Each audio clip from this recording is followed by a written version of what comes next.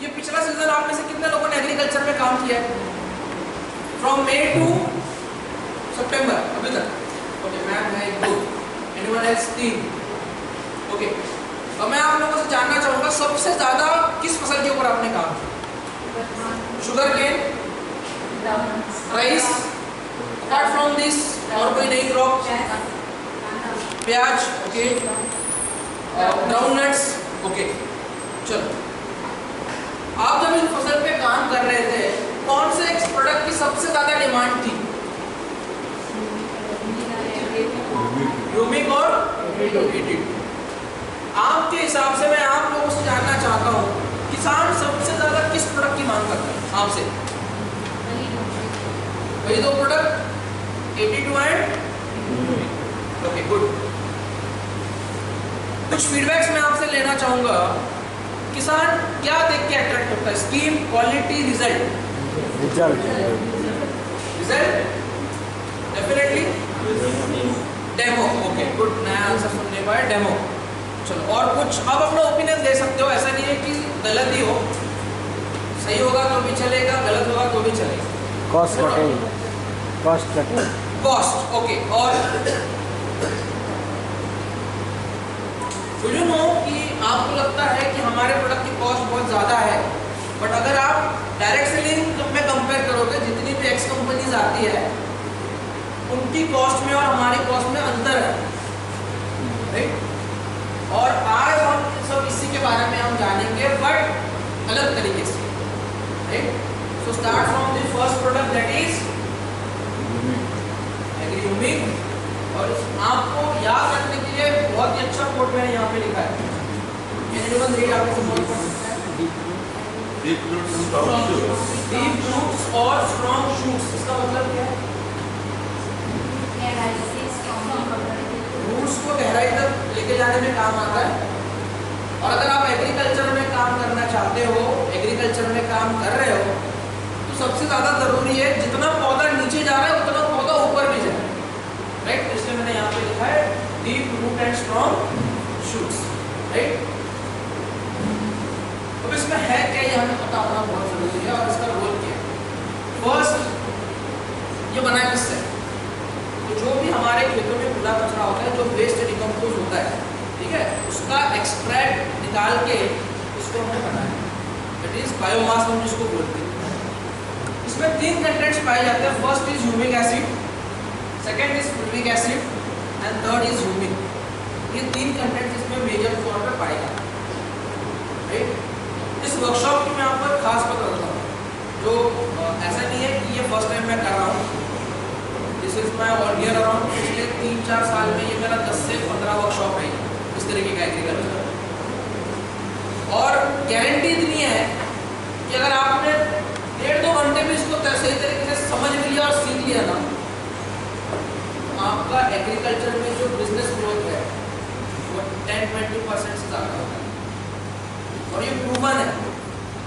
इसलिए जो भी हम यहाँ पे बातें डिस्कस करेंगे वो हम ट्रेनिंग में नहीं करते, बिकॉज ट्रेनिंग्स में क्या होता है, जैसे मैं परसों सांगली में था, सर सांगली में आए थे, सर को पता था, सर कैसा रहता है सांगली में माहौल? बहुत बढ़िया सा माहौल था, लेकिन क्वेश्चन आंसर बहुत हो गए थे। क्वेश्चन आंसर इतने होते हैं, फार्मर मेजरली मीटिंग्स में फार्मर आता है, देन हम उनके सामने बिजनेस को लेकर डिस्कस नहीं कर सकते, सर को पता है सांगली में क्या हुआ है। तो हेल्दी कंपैरिजन होना शुरू हो जाता है बात में। और आज के टाइम पे फार्मर इतना हाईली एजुकेटेड है, यू नेवर नो, आप उसको देख के जज कर ही नहीं सकते। वो आएंगे आपकी मीटिंग में, शान से बैठेंगे, आपको सुनेंगे, सब कुछ बोलेंगे। जिस वक्त उनको लगा ना कि ये मेरा बोलना बनता है यहाँ पे, वो बोल देंगे। तो जहाँ पे भी मैं मीटिंग्स करता हूँ, तो जैसे सर ने सुबह बात कही ना कि हमारे ट्रेनर्स जो है वो हाईली एजुकेटेड रखते हैं, एजुकेशन रखना पड़ता है, बिकॉज जब हम फील्ड में जाते हैं तो फार्मर हमसे बहुत आगे। एंड जब आप फार्मर आपसे कोई सवाल पूछता है मीटिंग में, आपको उसका रिप्लाई करना ही पड़ता है, बिकॉज फार्मर के साथ साथ और 50 लोग आपको देख रहे होते हैं, राइट? सो बेसिक प्रोडक्ट भी अगर आपको समझ में आ गया तो भी आप एग्रीकल्चर में बहुत अच्छा काम कर सकते हैं। और मैं आपको बता दूं, मुंबई में ऐसा खास तौर पे पहले एग्रीकल्चर नहीं होता था, एग्रीकल्चर के प्रोडक्ट्स में हम काम नहीं करते थे, बट नाउ हम कर रहे हैं और बहुत अच्छा कर रहे हैं, राइट। तो इसमें 3 कंटेंट्स है। फर्स्ट इज ह्यूमिक एसिड, जो आपके मिट्टी को बेहतर बनाने में काम करेगा, फसल की जो रूट्स होती है उसको बढ़ाने में काम करेगा, ठीक है। जैसे मैडम का जुन्नर में काम चल रहा है, राइट, जुन्नर एंड पुणे का जो बेल्ट है नारायणगांव हुआ है, ठीक है, वहां पे ऑनियन बहुत ज्यादा होता है, नासिक में ऑनियन बहुत ज्यादा होता है। अभी मेजर प्रॉब्लम क्या रहा ऑनियन में, रूट्स बहुत कम आ रहे हैं, या रूट का जो डेवलपमेंट होता है वो नहीं हो रहा, तो आप वहाँ पे ये ह्यूमिक एसिड दे सकते हो। जहाँ पे आपको लगता है कि फ्लावरिंग कम आती है, आप ह्यूमिक दे सकते हो, क्योंकि इसमें फुलविक एसिड है जो फ्लावरिंग को बूस्ट करने में काम आता है। And third that is humic, यानी जो भी किसान अपने खेतों में फर्टिलाइजर यूज करते हैं वो हमारे पौधे को सही तरीके से प्रोवाइड कराने में ये ह्यूमिक्स काम आते हैं। और इस बार 2 नया एक्स्ट्रा कंटेंट इसमें ऐड किया है। First is cytokinin and second is auxin, right. ये 2 नए ग्रोथ हार्मोन्स है जो इसमें नए तरीके से ऐड किए। अब हम समझते हैं, आई होप कि आप एग्रीकल्चर में अगर आप काम करना चाहते हो तो 3 फर्टिलाइजर्स के नाम आपको पता होना बहुत जरूरी है। First is urea, second is DAP and third is potassium. देखो मैडम को भी शुक्ला भी याद आने लगे, राइट। दैट इज ये बहुत जरूरी है। अब चाहिए तो मैडम को पूछो, मैडम नाम बताओ, मैडम ऐसे ऐसे नाम गिनवाएगी आपको जो आपने कभी सुने भी नहीं होंगे। मैडम स्टार्ट करो। 15 है, यूरिया है, 21 देते हैं, आप लोग आपने शुक्ला है, हाँ। और 18 का साथ है, राइट। अब आप सोच रहे हो कि मैडम मुंबई में रहती है लेकिन ये सब कैसे पता, तो that is result of field work. जब आप फील्ड में जाते हो, हमारे इसमें प्रॉब्लम क्या होता है, आप में से बहुत लोग फील्ड में जाते हैं, आप बोलते हो ना कि ऑर्डर्स क्यों नहीं आते, क्यों नहीं आते पता है, आप सिर्फ अपना बता रहे हो, that is the main reason. आप सिर्फ अपना बता रहे हो, आपने कभी किसानों को पूछा उनकी क्या जरूरत है, वो कौन सी फर्टिलाइजर यूज करते हैं, वो जो फर्टिलाइजर यूज करते हैं उसमें हम अपने को कैसे बेहतर बनाए, राइट। तो फर्स्ट दैट इज पूरे इंडिया में सबसे ज्यादा यूज होने वाला फर्टिलाइजर दैट इज नाइट्रोजन, जो यूरिया में होता है। एंड द बेस्ट पार्ट कि अगर आप केवल यूरिया डालोगे तो वो आधे से ज्यादा पानी के साथ बह जाता है, तो उसको रोकने का काम ये ह्यूमिक का, नंबर 1। नंबर 2, यूरिया के बाद सबसे ज्यादा यूज होने वाला फर्टिलाइजर दैट इज फॉस्फोरस। आप में से बहुत सारे लोग ये आपको पूछते होंगे, फुटाव बहुत कम होता है, फ्लावरिंग बहुत कम आती है, that is deficiency of phosphorus. तो फॉस्फोरस की कमी है, इसके लिए फ्लावरिंग कम आएगी, फुटाव कम आएगा। तो ये अवेलेबल कराने का काम भी कौन करता है, ह्यूमिक। थर्ड पोटेशियम, वो पोटेशियम जिसकी वजह से फलों के ऊपर कलर, चमक, ये सब आता है, बाय डिफॉल्ट वो पोटेशियम हमारे मिट्टी में फिक्स हो जाता है, तो उसको रिलीज करने का भी काम कौन करता है। और साथ साथ ये जो माइक्रो न्यूट्रिएंट है, iron, zinc, copper, magnesium, calcium, तो इनकी अवेलेबिलिटी को भी बढ़ाने का काम कौन करता है, दैट इज। इसीलिए humic liquid and humic granule top 15 categories में नंबर 4 पे आता है, right. The reason is that. अब हम समझते हैं कि अगर हम ह्यूमिक इस्तेमाल करें किसी भी फर्टिलाइजर में, देखो प्रॉब्लम क्या होता है कि जब आप फील्ड पे जाते हो ना, तो आप फंसते कहां पे हो। नंबर 1, किसान पूछता है कि क्या मैं सिर्फ आपका ऑर्गेनिक करूं, आप हाँ बोलते हो। किसान शुरुआत ऑर्गेनिक से तो करता है लेकिन बीच में आकर रुक जाता है।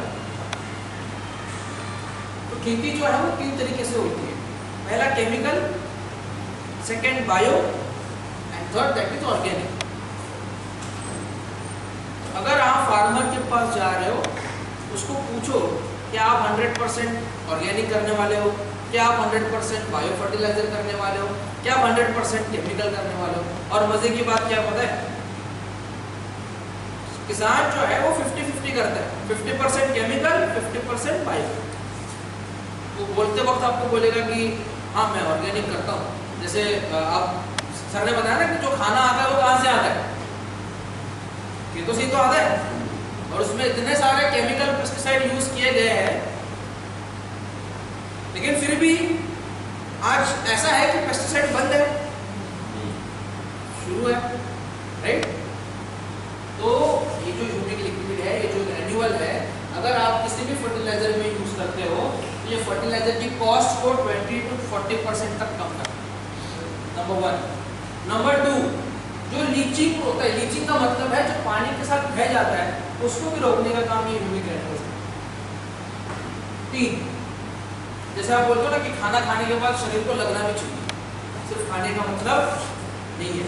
उसी तरीके से जो भी खाद हम अपने खेतों में लगाते हैं वो पौधे को मिलना बहुत जरूरी है, और उनको देखने का भी काम कौन करता है, ह्यूमिक। क्रॉप की जो क्वालिटी है, अच्छा आप में से कोई रिजल्ट शेयर करना चाहेगा ह्यूमिक ग्रैन्यूल का? क्या रिजल्ट है ये ह्यूमिक लिक्विड का रिजल्ट जो आपने लिया इसमें? मैंने वेजिटेबल्स के लिए सबसे ज़्यादा दिया है। तो वेजिटेबल्स में इसका जो जड़ होता है ना वो काफ़ी फैलाव करता है और Okay. काफ़ी स्पीडली ग्रोथ करता है।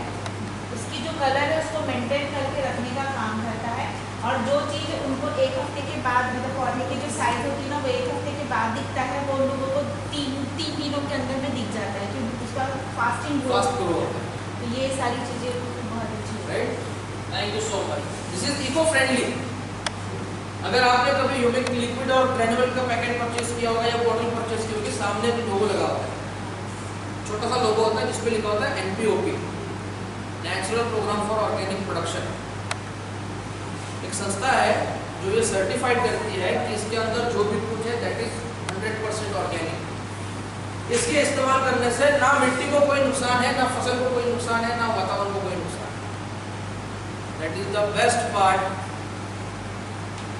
और मैं आपको बता दूं कि हमारे पास जो प्रोडक्ट है उससे बेहतर मार्केट में इजराइल टेक्नोलॉजी है, जापानीज टेक्नोलॉजी है, सब कुछ है, बट स्टिल हमारे प्रोडक्ट को टक्कर इसलिए देते हैं because we work on basics. Basic जानते हो क्या है? मिट्टी ठीक करना, पानी ठीक करना, ये 2 मेन बेसिक्स है, और हम इसी पे काम करते हैं। इसलिए आप देखना इतने मार्केट में इतने कंपैरिजन होने के बाद भी ह्यूमिक लिक्विड और granular one of the hot selling product है वेस्टेज में और डायरेक्ट सेलिंग। लिक्विड फॉर्म में है तो आप इसका इस्तेमाल स्प्रे में कर सकते हो, ड्रिप इरिगेशन में कर सकते हो, सीड ट्रीटमेंट में कर सकते हो, राइट? 3 तरीके से आप इसको यूज कर सकते हो।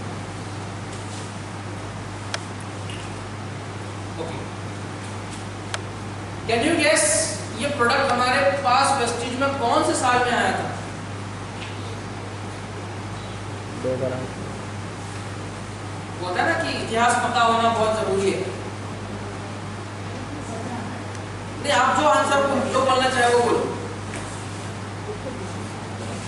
मैडम ने कहा 2017। Okay, yes ma'am, 2017। Anyone else from this side? आप में से एक देखो, 2004 के बाद और 2025 के पहले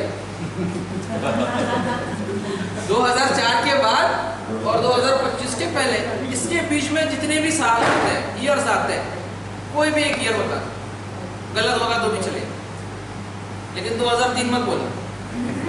2004 के बाद एनीवन कुछ भी।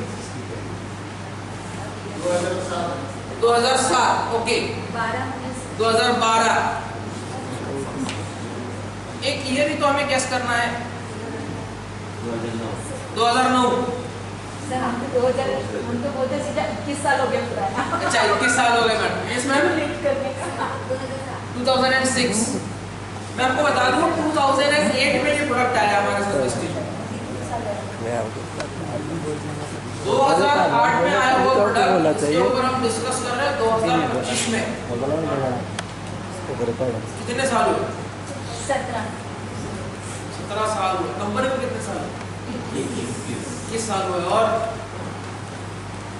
Product 17 years. क्या कारण बता सकते हो कि ये 17 साल प्रोडक्ट मार्केट में आज भी है और आने वाले कई सालों तक रहेगा?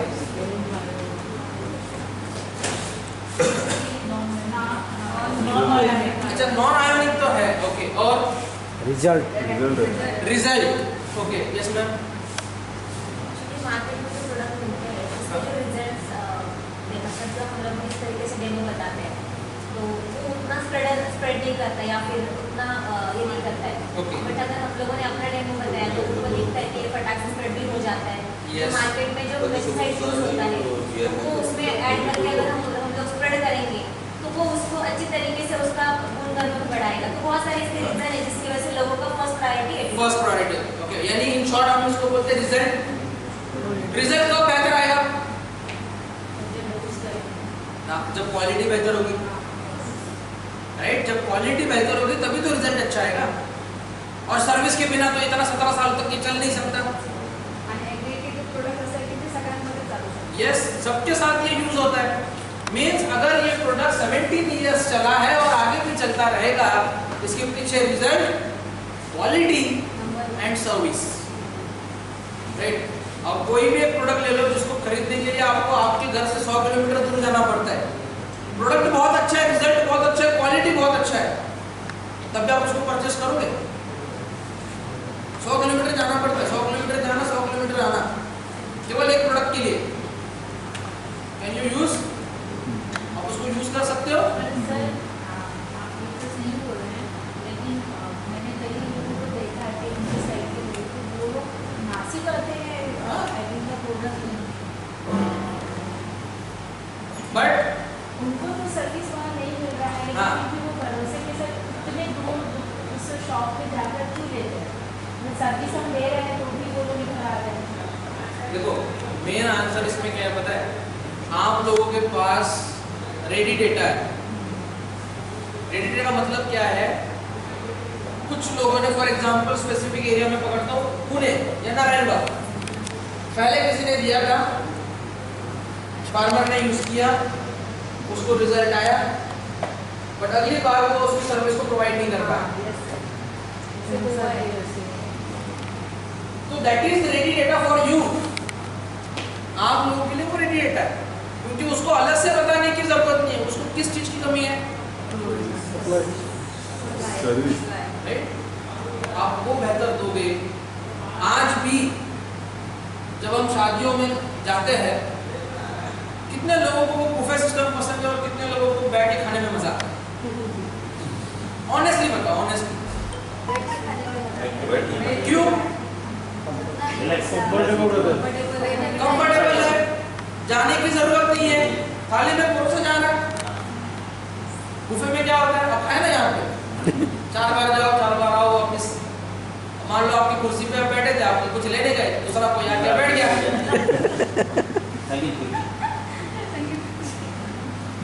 लोगों को चाहिए कि आप उनको सर्विस प्रोवाइड करें, and that is the main reason कि ये जो है मेन रीजन यही है कि ये किसी भी दवाई में आप इसको इस्तेमाल करो, ये उसकी एफिशिएंसी को बढ़ाता है, स्प्रेडिंग को बढ़ाता है, वेटिंग एजेंट है, नमी को बना के रखता है, और सबसे ज्यादा जरूरी है दैट इज एक्टिवेट। आज मैं आपको वो बताऊंगा जो मैंने आपको कभी ट्रेनिंग में नहीं बताया। मजा क्या है कि ट्रेनिंग में भी बताओ और यहाँ पे भी सेम बताओ, सही है? चलो, सबसे ज्यादा जरूरी है कि रिजल्ट बेहतर कब आएगा। मैं आप लोगों से जानना चाहता हूँ, रिजल्ट बेहतर कब आएगा?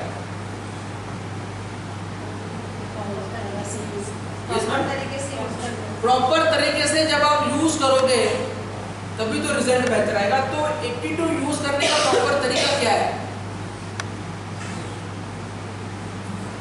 आई एम श्योर कि ये किसी को नहीं पता। 82 यूज करने का सही तरीका कब क्या है, कब डालना चाहिए, कब नहीं डालना चाहिए। 82 को अगर आप पहली बार डालोगे, थोड़ा सा डालने के बाद तुम थोड़ा घुमाओगे तो छाग बनता है उसमें, और वो जो फोम होता है वो पत्तियों में स्प्रे करने में दिक्कत आता है। पहला पानी डालना, पानी के ऊपर ऐड, पहले थोड़े पानी में अच्छा आप मुझे बताओ कि ये पहले आपको पता था कि इसके बारे में हमने कभी डिस्कस किया था? 82 कब डालना चाहिए, कब नहीं डालना चाहिए? अर्धा पंप भरल्यानंतर. अर्धा पंप भरल्यानंतर. मॅडम म्हणतात अर्धा पंप भरल्यानंतर. ओके, बट तभी भी आप उसको नहीं डाल सकते. रीजन मैं आपको बताता हूँ. यहाँ पे क्या लिखा है? ये, और आगे क्या लिखा है? वेल्स. वेल्स का मतलब देखो क्या है. जब आप आधा टाइम भरोगे, सबसे पहला उसमें वेटेबल पाउडर जाएगा, वो पाउडर जो पानी में घुलनशील है, ठीक है. उसके बाद एजिटेट का मतलब है आप जो अपने पानी में वो पाउडर घोला है उसको थोड़ा सा आप शेक करोगे, मिक्स करोगे पानी के साथ. फिर आएगा लिक्विड फॉर्मुलेशन में जो भी चीजें आती है वो आप लिक्विड फॉर्मुलेशन में तीसरे नंबर पे डालो. चौथे नंबर पे क्या है? इमल्सिफेबल कॉन्सेंट्रेट, यानी जो कीटनाशक वगैरह आते हैं, दैट इज चौथे नंबर पे. और पांचवें नंबर पे क्या है? Surfactant, that is 82. बिकॉज आखिर में जब आप 82 को डालते हो तो ये आपकी दवाई पानी के साथ आपस में सब मिक्स करने का काम करता है. और अगर आप शुरुआत में डालोगे तो झाग बहुत ज्यादा बनता है.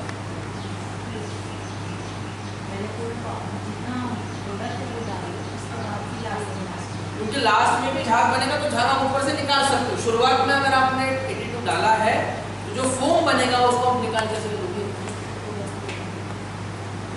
एंड द बेस्ट पार्ट, ये तरीका किसने बताया? ये ना आपको कंपनी में किसी ने बताया. You always have to learn. मैं 6 साल से इस प्रोडक्ट पे काम कर रहा हूँ, अब जाके मुझे ये सही तरीका पता चला है. ये बताया किसने?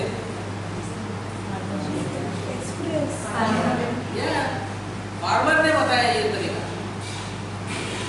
पण सर आपण कोणते पण आपलं एग्रेसिव्ह देतो ना, तर त्यांच्या प्रोडक्टमध्ये मिक्स करूनच आपण देतो ना, तेव्हा ते मिक्स होताना ते ऑलरेडी एग्रीकल्चर में कैसा है कि अगर आप 4-5 दवाई आपस में मिक्स कर रहे हो तो एक सिंपल है, that is called jar test. Jar test का मतलब क्या है कि एक जार में आप 4-5 दवाई डालो, आप उसको शेक करो, आप चेक करो कि ये आपस में रिएक्ट होकर फटता तो नहीं है. क्योंकि किसान क्या है, टैंक में एक दवाई नहीं डालता, वो उसके साथ 3-4 दवाई और डालता है.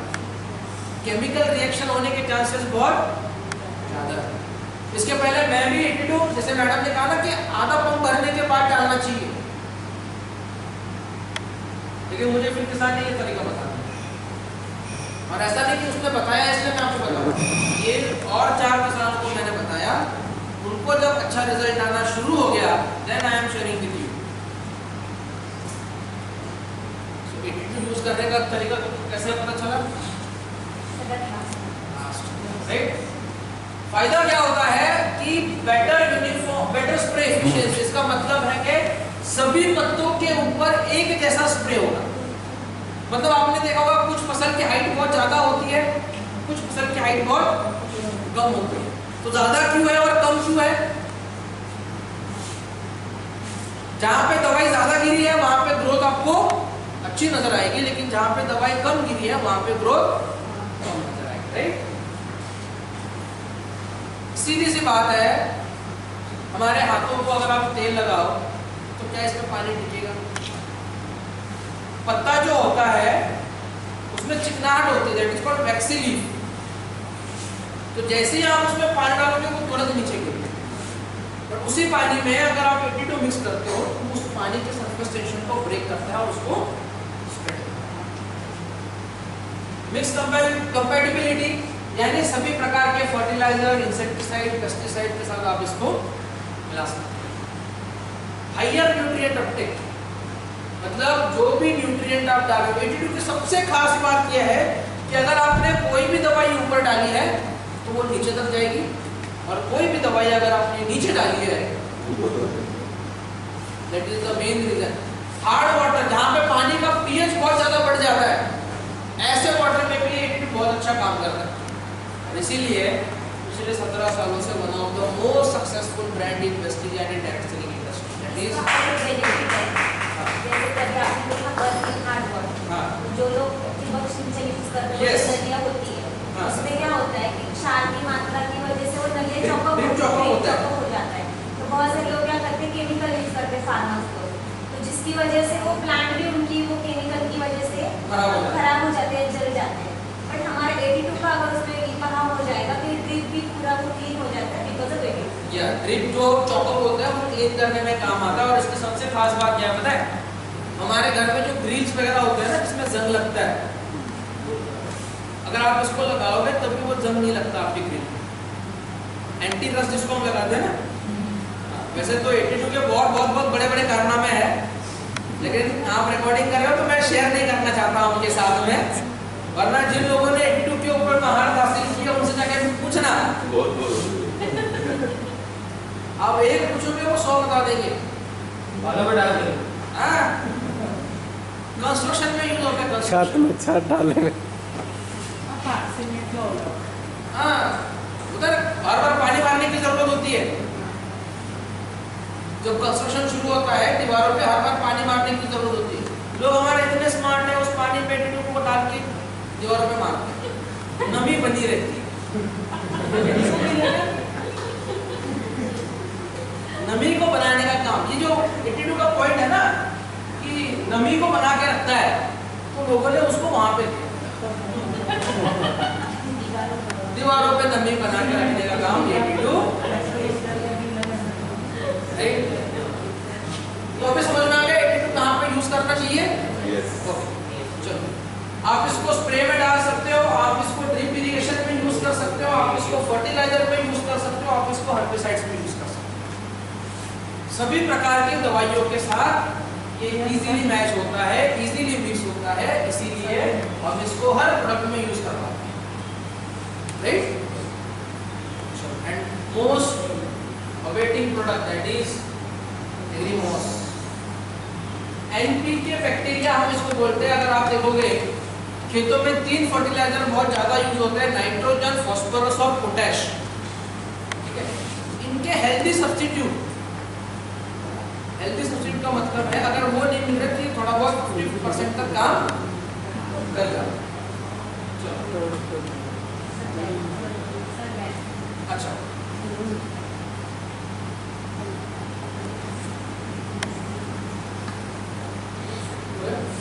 अब हम समझते हैं इसका मोड ऑफ एक्शन, ठीक है। इसके लिए आपको क्या करना पड़ेगा, थोड़ा सा विजुअलाइज करना पड़ेगा। आई डोंट नो आप में से कितने लोग विजुअलाइज करते हैं, एनीवन? आप में से कितने लोग विजुअलाइजेशन करते हैं? हाँ, चलो मैं आपको यहाँ पे लाइव करवाऊंगा। करना क्या है, आंखें बंद करनी है। Everyone have to close your eyes. सबको आंखें बंद करनी है, लेकिन सोना नहीं, ठीक है। अभी टाइम सोने का नहीं है। आप सभी लोगों को आंखें बंद करना है एंड जस्ट फील कि आप खेत में हो। आंखें बंद, एवरीवन आंखें बंद। माइंड को थोड़ा रिलैक्स करो, ब्रीद इन ब्रीद आउट।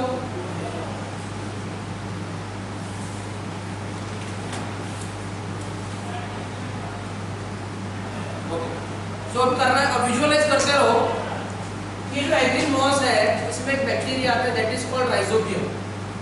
ये राइजोबियम जैसे ही आप इसको रूट्स में अप्लाई करोगे या स्प्रे करोगे, एक केमिकल रिलीज किया जाता है रूट्स के द्वारा, और जैसे ही रूट के द्वारा वो केमिकल रिलीज किया जाता है राइजोबियम उसको रिस्पॉन्ड करता है, राइट।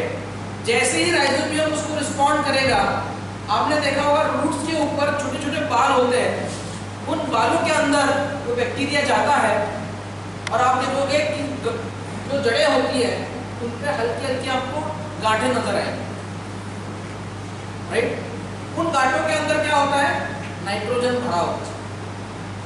और जब प्लांट को नाइट्रोजन की जरूरत होती है, वो जो नोड्यूल फॉर्म होते हैं, जो गांठें बन जाती है, उनके द्वारा वो नाइट्रोजन पौधे को दिया जाता है। Now slightly open your eyes. और आप में से कितने लोगों ने देखा कि वो बैक्टीरिया अंदर जा रहा है, उस पर गांठें आई हैं, रिस्पॉन्ड कर रहा है। एवरीवन? यस। चलो एक और विजुअलाइजेशन डेमो दिखाता हूं। आपको करना क्या है, देखो आपने कभी ऑरा चेक किया आपका? नहीं। ऑरा नहीं किया है? नहीं। चलो मैं आपको एक करवा दूं। आप करना क्या है, अपने हाथ को ऐसे रब करो, जोर से रखो, जोर से, और इसको ऐसे करो, ऐसे करो, और इसको ऐसे धकेलने की कोशिश करो। फील हो रहा है कंप्रेशन? फील हो रहा है? कितना भी कोशिश करो इसको अंदर प्रेस करने की, वो होगा नहीं। और ये ऐसे ही बढ़ता जाएगा। That is your aura. आप इसको कोशिश करो कितना भी कम अंदर ढकेलने की, नहीं होगा। आपके बॉडी में वो कंप्रेशंस नजर आएंगे, ऐसा लगेगा कि बीच में कोई गेंद है और आप उसको पुश कर रहे हो, लेकिन वो बलून की तरह कम ज्यादा हो रहा है। That is your aura. आप हर चीज को ऑरा चेक कर सकते हो, आपके मोबाइल का, आपके आसपास में जितने सारे लोग हैं।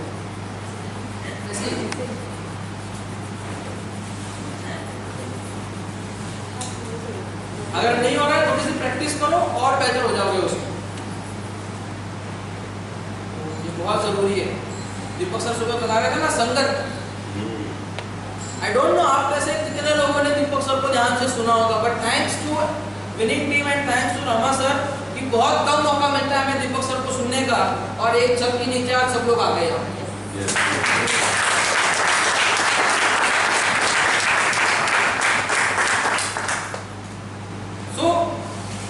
हम भी पीछे बैठ के देख रहे होते कि दीपक सर क्या बोलते हैं, दीपक सर का एग्जाम्पल कैसा होता है।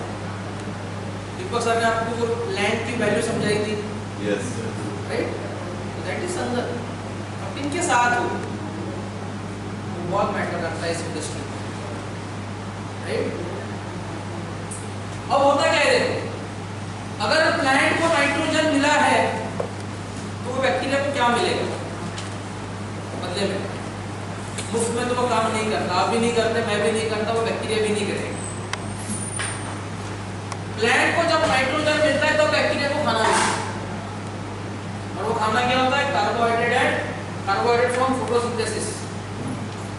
अब आप एक बार सोच के देखो, ये बैक्टीरिया ने पौधे को खाना बना के ही नहीं दिया, क्या पौधा जिंदा रहेगा? और पौधे ने खाना बना के इस बैक्टीरिया को नहीं दिया, तो क्या ये बैक्टीरिया जिंदा रहेंगे? That is called लेन-देन। So नेचुरल नाइट्रोजन का सप्लाई होता है, इससे पौधे की ग्रोथ बहुत अच्छी होती है, लो कॉस्ट है, फार्मर के लिए सबसे ज्यादा बेनिफिशियल है। आप जब किसी के पास ऑर्डर लेने जाते हो ना, सबसे पहले आप अपने ही दिमाग में सेट करते हो कि प्रोडक्ट महंगा है, आप अपने ही दिमाग में सेट करते हो, और गिने चुने प्रोडक्ट होते हैं। जाने के बाद एक तो फ्लेक्स ऑयल, दूसरा 82, तीसरा राइस ब्रांड ऑयल। आप प्री जज करके जाते हो कि सामने वाला क्या एक्सपेक्ट करेगा आपसे, कभी प्री जज करके मत जाओ। एम्प्टी माइंड, जितना खुला दिमाग रख के जाओगे उतना ऑर्डर बेहतर निकलेगा, बिकॉज आपकी बातों में वो रिफ्लेक्ट होता है। अगर आप प्री जज करके जा रहे हो कि नहीं मुझे यही प्रोडक्ट देना है, आप देखना अपनी फील्ड मीटिंग्स में वो हमेशा बात रिफ्लेक्ट होगी, नहीं सर ये प्रोडक्ट बहुत अच्छा है। वो किसी और प्रोडक्ट के बारे में बात कर रहा होगा, नहीं सर ये प्रोडक्ट बहुत अच्छा है। और फिर आज लोग इतने होशियार है कि 2-4 बार उनको बीच में बोलोगे सर ये प्रोडक्ट बहुत अच्छा है, ये प्रोडक्ट बहुत अच्छा है, वो समझ जाएंगे, right? So low cost eco friendly soil improvement का मतलब है कि हमारे मिट्टी में किसी प्रकार का नुकसान। ये नाइट्रोजन के लिए था, सेम फॉर फास्फोरस। अब होता क्या है, जैसे मैडम ने कहा डीएपी, ठीक है, आई एम श्योर कि जब आप फील्ड पे जाओ आपको कुछ ना पता हो तो भी चलेगा, बट आपके बातों में वो दिखना नहीं चाहिए कि आपको कुछ नहीं पता। कुछ लोग सीधा जाके सरेंडर होते हैं, सर आम्हाला काय याच्यात माहित नाही, तुम्ही सांगा आम्ही ऐकायला तयार आहे। हाँ, सो अगर नहीं है तो नॉलेज लो और देन यू स्टार्ट वर्किंग। आज जितने भी लोग एग्रीकल्चर में काम कर रहे हैं, ऐसा नहीं कि पैदाइशी एग्रीकल्चर में काम कर रहे थे, नो, नॉलेज लिया, प्रोडक्ट के बारे में 10 बार फोन करके पूछते हैं and then they start working on it, right? तो फास्फोरस क्या है कि फास्फोरस एक ऐसा न्यूट्रिएंट है जो सबसे ज्यादा आपकी मिट्टी में फिक्स होता है इन लार्ज अमाउंट, बहुत ज्यादा हिस्सा जो है वो आपकी मिट्टी में फिक्स हो जाता है, तो उसको रिलीज करने का काम ये पीएसबी के माध्यम से होता है।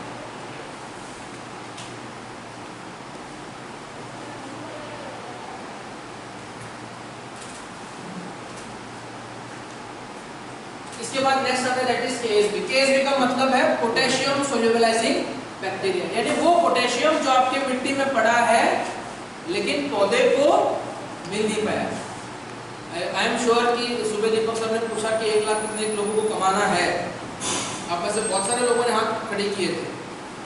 दिख रहा है 1 लाख कमाना है, पर क्या वो मिल पा रहा है अभी आपको? Because that is lock.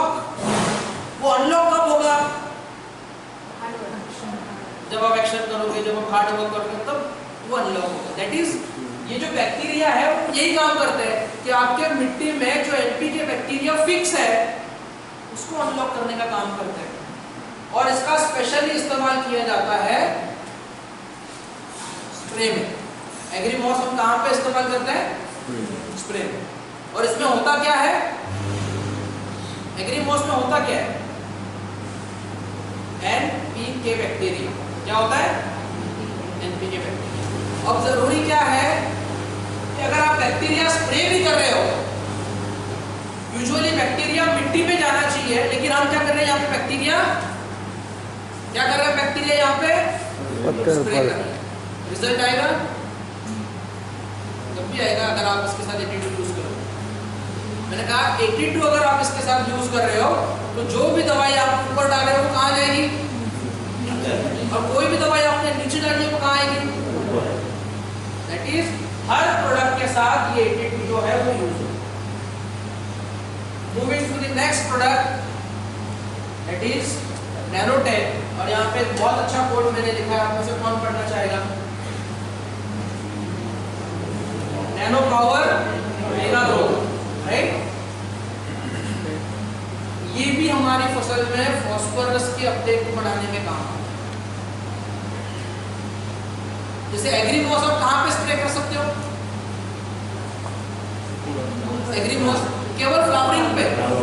क्या आप उसको शुरुआत में डाल सकते हो? लेकिन शुरुआत में फार्मर फर्टिलाइजर कौन सा यूज करता है? ग्रेन्युअल यूज करता है। डीएपी, यूरिया 18-18-10, 10-26-26, इसमें होता है फास्फोरस। तो शुरुआत में एक ऐसा प्रोडक्ट आता है, अगर आप उसको किसी भी फर्टिलाइजर के साथ मिक्स करके डालोगे तो जो फास्फोरस आपके मिट्टी में लॉक है उसको अनलॉक करने का काम इन नैनोटेक के माध्यम से होता है। बेस्ट पार्ट क्या है इसका? 20-30% डीएपी की मात्रा को कम कर सकता है। पहला ये प्रोडक्ट कौन करता था फर्टिलाइजर की मात्रा को कम करने का? जो हम फर्टिलाइजर अपने खेतों में डालते थे वो कम हम ग्रेन्युअल से करते थे। सुबह दीपक सर बता रहे हाउ थिंग्स चेंज। समझ में आ रहा है?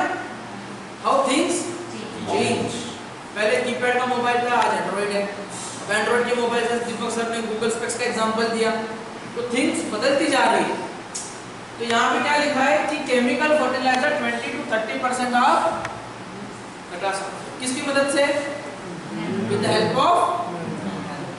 Okay, how to apply? आप इसको किसी भी ग्रेन्युअल में, किसी भी खाद में, किसी भी FIM यानी स्पेशली जो गोबर खाद आती है उन सब में आप इसको मिला के डाल सकते हैं। चाहे आप इसका स्प्रे करोगे तब भी काम आएगा, और आप इसको पानी के साथ यूज करोगे, right? Again Aquagel, water holding capacity कितनी है इसकी? 50% और 40% 500 टाइम्स इसकी water holding capacity. One of the finest product in agriculture category, right? Best part क्या है? ये वाटर को एब्जॉर्ब करता है।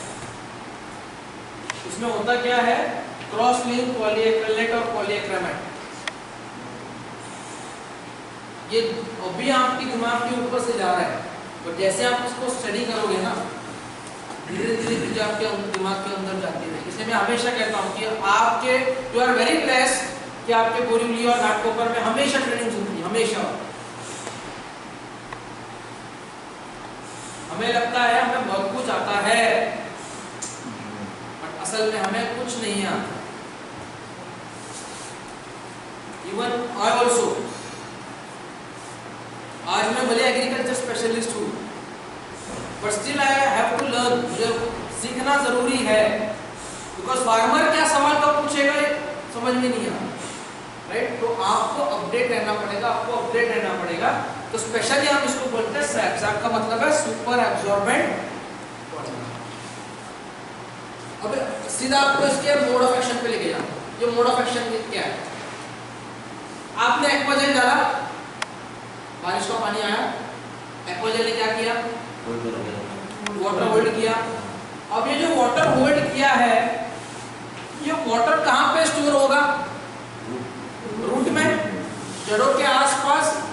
और जैसे ही आपकी मिट्टी सूख जाएगी थोड़ी सी, जो पानी एक्वाजेल ने पकड़ के रखा था वो छोड़ दे, राइट? यहाँ पे लिखा है जो पानी एक्वाजेल रूट्स ने स्टोर करके रखा था, एक्वाजेल ने स्टोर करके रखा था, वो रिलीज कर देगा। सॉइल आपकी सूख जाएगी और वापस जब बारिश होगी अगेन साइकिल स्टार्ट। अगर आपको एक्वाजेल की रिजल्ट चाहिए, one of the best result, तो इसका एप्लीकेशन होता है शुरुआत में, जब हम खेत को तैयार करते हैं। That is the right time to use Aquagel. और हम लोगों को शुरुआत में बोल के थक गए कि अभी डालो, डालने के बाद 6 महीना आपको घबराने की जरूरत नहीं है, चाहे बारिश कम हो चाहे बारिश ज्यादा। बट लोगों को शुरुआत में समझ में नहीं आता, लोगों को समझ में आता है तब जब उनका नुकसान हो जाता है, right? This is Aquagel. Operating range इसका देखो कितना है, 5 degree Celsius to 60 degree Celsius. हमारे इंडिया में इतना टेम्परेचर कभी गिरता नहीं है, इतना टेम्परेचर कभी बढ़ता नहीं है। बट मिनिमम ऑपरेटिंग रेंज क्या है? 5 डिग्री से लेके 60 डिग्री, यानी तापमान अगर नीचे भी है तब भी एक्वाजेल काम करेगा, और टेम्परेचर अगर 60 के ऊपर भी गया है तब भी काम करेगा, राइट? एग्रीगोल्ड क्या लिखा ऊपर? Good bacteria, good soil. तो इसमें केवल मैं एक ही बैक्टीरिया के बारे में डिस्कस करूंगा, बाकी जो है हम मॉस में देख चुके हैं। पहला बैक्टीरिया है इसमें एज़ोडोबैक्टर। ये भी आपकी फसल में नाइट्रोजन को प्रोवाइड कराने में काम आएगा। तो आप कंफ्यूज हो जाओगे कि मॉस में भी हमने देखा था वो भी नाइट्रोजन प्रोवाइड करेगा, और गोल्ड में हम देख रहे हैं वो भी नाइट्रोजन प्रोवाइड करेगा। बट दोनों में डिफरेंस क्या है? एज़ोडोबैक्टर में जो नाइट्रोजन स्टोर होगा वो जड़ के पास होगा। कहाँ पे होगा? जड़ के पास। और राइजोबियम में जो नाइट्रोजन स्टोर होगा वो कहाँ पे होगा? आपने देखा था ना वहाँ पे गांठें आई थी, तो उसमें वो नाइट्रोजन भरा होगा जो पौधा बाद में काम, राइट? सेम आप इसको किसी भी खाद में मिला के डाल सकते हो, चाहे तो आप इसको ड्रिप इरिगेशन में या स्प्रे के माध्यम से भी आप इसका इस्तेमाल जो है वो कर सकते हैं, राइट? ये हम देख चुके हैं पोटेशियम सोल्यूबल एज़ोबैक्टीरिया, और ये KSB, KSB यानी फॉस्फोरस सोल्यूबल एज़ोबैक्टीरिया और पोटेशियम सोल्यूबल एज़ोबैक्टीरिया, ये दोनों हम बैक्टीरिया मॉस में देख चुके हैं। और लास्ट प्रोडक्ट जिसके बारे में हम डिस्कस करना चाहते हैं दैट इज एग्री प्रोटेक्ट। नाम में ही है protect your crop and protect your, right? Specially design किया गया है हमारी फसल में जो फंगस आती है उस फंगस को खत्म करने के लिए इसका इस्तेमाल किया जाता है। तो इसका इस्तेमाल कहाँ पे यूज करना सही रहेगा? मिट्टी में और बीज उपचार में और स्प्रे में हम इसका इस्तेमाल कर सकते हैं, राइट? बट मैं आपसे यही एडवाइस करूंगा कि एग्री प्रोटेक्ट के बेस्ट रिजल्ट आपको तभी आएंगे जब आप इसको फील्ड में अप्लाई करो। फर्स्ट टाइम जब खेत आपका खाली है, आप मिट्टी को तैयार कर रहे हो, that is the best way to use agri protect, right? हाँ, मैं वही कह रहा हूँ। किसान मानते नहीं है कि ये सब। देखो किसान क्यों नहीं मानता, यहाँ तक समझ में आ गया आपको? तो किसान क्यों नहीं मानता? आप है ना उसकी सिचुएशन का बेनिफिट लो। मान लो आपकी कोई क्रॉप देखने गए हो, आपको लग रहा है कि उसमें फंगस है, आप बता रहे हो उसको कि सर ये फंगस के लिए काम आएगा, लेकिन स्टिल वो किसान आपकी बातों को सुन नहीं रहा है, वो आपको नजरअंदाज नजरअंदाज कर रहा है, आप उसको खाली एक डाउट डाल के वहां पे बोल के आ जाना, सर अभी इस्तेमाल नहीं करोगे ना, कल तक देखना ये फैल जाए। ऐसे हम घबराते हैं ना, बेनिफिट ऑफ डाउट। जैसे डॉक्टर्स बोलते हैं हाँ। नहीं लिया तो कल बढ़ जाएगा तो यस, आपको बाय डिफॉल्ट वो लेना ही है। दैट इज, ये वहां पे काम आते हैं। बीज उपचार जैसे करते हैं ऐसे मिट्टी उपचार भी करना चाहिए। हाँ, बेस्ट वे है आपका सॉइल ट्रीटमेंट और सीड ट्रीटमेंट। ये दो वे में अगर आप उसको यूज करते हो तो बहुत अच्छे रिजल्ट आपको प्रोटेक्ट के अंदर आते हैं। बेस में जैसे बेसिक में अपना यूज करता है, लेकिन उसके बाद